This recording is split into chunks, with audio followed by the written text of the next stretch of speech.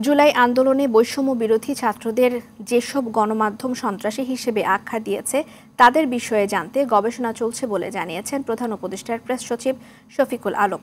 দুপুরে জগন্নাথ বিশ্ববিদ্যালয়ে সাংবাদিক সমিতির উদ্যোগে জুলাই বিপ্লবে গণমাধ্যমের ভূমিকা এবং পরবর্তী প্রত্যাশা শীর্ষক আলোচনায় তিনি এসব কথা বলেন। তিনি বলেন, স্বৈরাচার বিরোধী আন্দোলনের সময় কিছু মিডিয়া অতুলনীয় ভূমিকা রেখেছে। আন্দোলনে অংশ নেয়া প্রতিটি ক্যাম্পাসকে নিজেদের ইতিহাস লিখে রাখার আহ্বান জানান তিনি।